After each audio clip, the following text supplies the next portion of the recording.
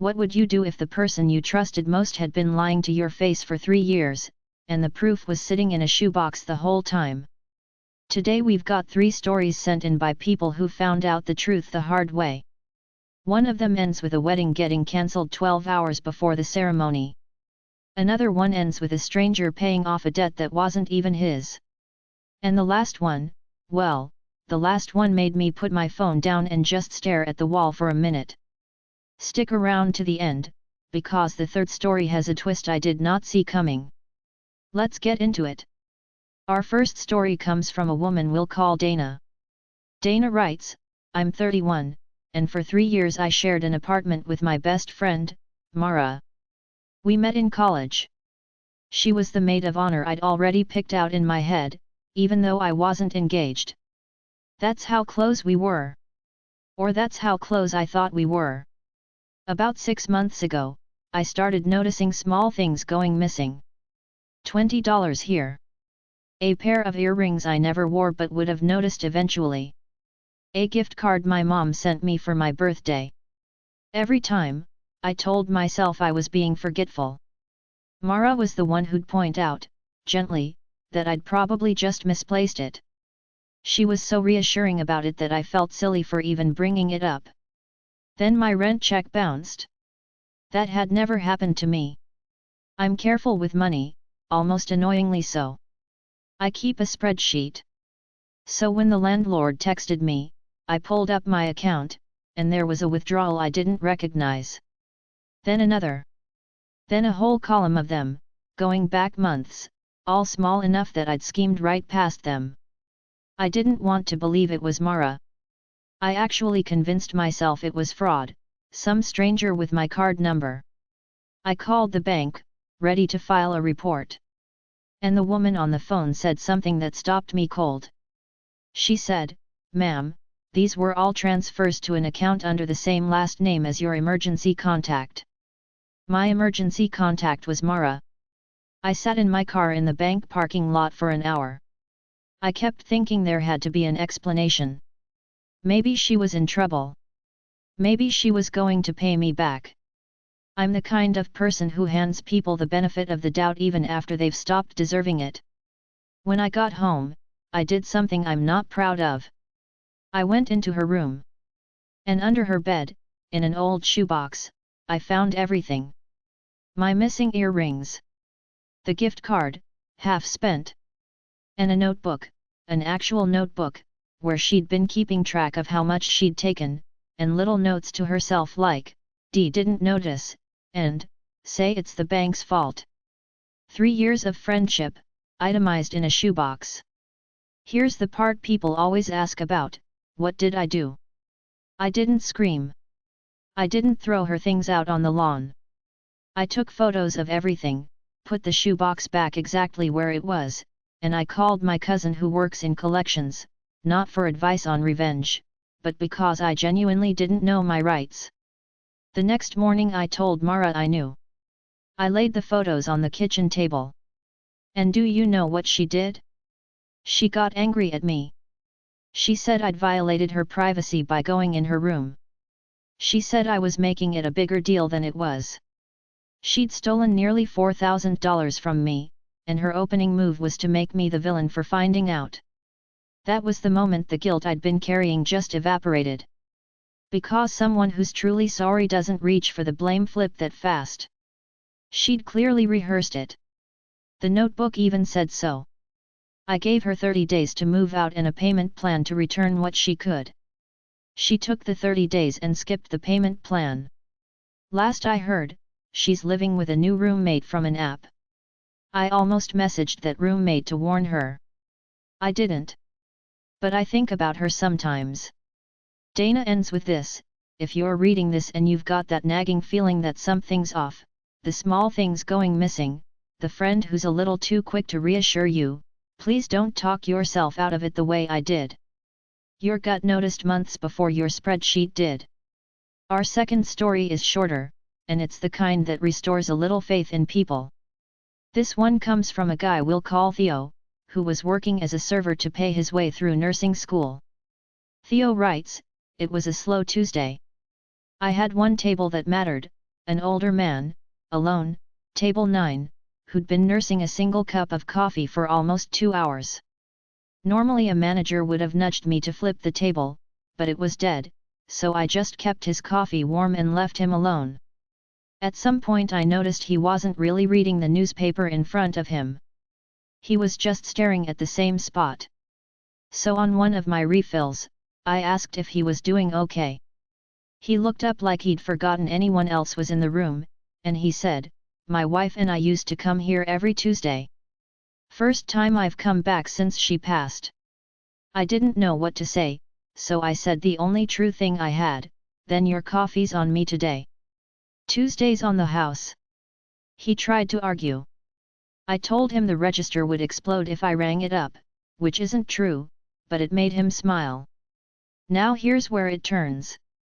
About a week later, I was having the worst day of my year. My car had died, I had a tuition payment due, and I'd just gotten my hours cut. I was doing the math in my head on my walk home and the math was not working. I genuinely did not know how I was going to make the next payment. The next morning, the manager calls me into the back. My stomach drops. I think I'm getting fired. Instead he hands me an envelope and says a customer left it for me. Inside is a card. The man from table 9. The card says, "You bought a stranger a coffee on the hardest Tuesday of his year and asked for nothing. I made some calls. The enclosed should cover your tuition for the semester. Don't argue with an old man, the register will explode." He'd remembered my joke. And he'd quietly found out, through the manager, that I was in school and struggling. The amount in that envelope covered my payment with enough left over to fix my car. I tried to find him to say thank you. I went in on 3 straight Tuesdays. He never came back. The manager said the man had told him he was moving closer to his daughter, out of state, and that he finally felt ready to. I think buying that coffee, and whatever it stirred up, was part of him closing a chapter. I'm a nurse now. 2 years in. And every shift, there's a version of table 9, somebody alone, somebody who looks like they're staring at a spot only they can see. I always stop. I always ask. Because a $2 cup of coffee once bought me an entire semester, and I'll never be able to pay the actual debt back. I can only pass it sideways.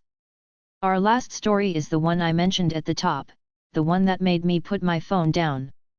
It comes from a woman we'll call Priya, and it takes place the night before her wedding. Priya writes, "The rehearsal dinner was perfect. That's the cruel part. Everyone I loved was in one room. My fiancé copyright gave a toast that made my aunt cry. I went to bed that night genuinely thinking I was the luckiest person alive. At about 1 in the morning, I got a message from a number I didn't recognize. Just one line, 'Before you marry him, check the storage unit. Unit 114. The code is your birthday.' My first instinct was that it was a cruel prank. We've all gotten weird messages. But 2 things stuck with me. 1, I didn't have a storage unit, and neither did my fiancé copyright, as far as I knew. And 2, whoever sent it knew the code would be my birthday. That's a strange, specific detail for a stranger to invent. I couldn't sleep. At around 3 a.m., I did the thing you're screaming at me not to do.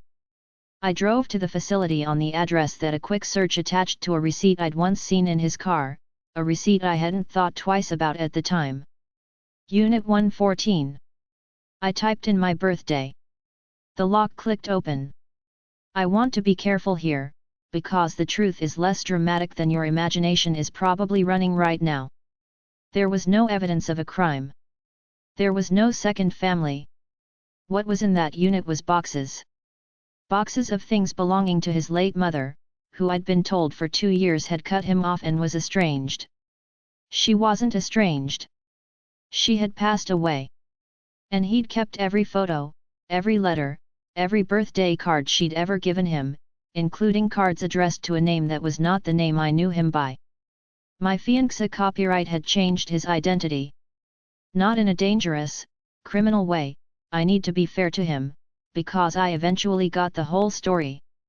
He'd grown up in a situation he was desperate to escape, legally changed his name at 18, and built a new life so completely that he'd told even me a softened, fictional version of his past.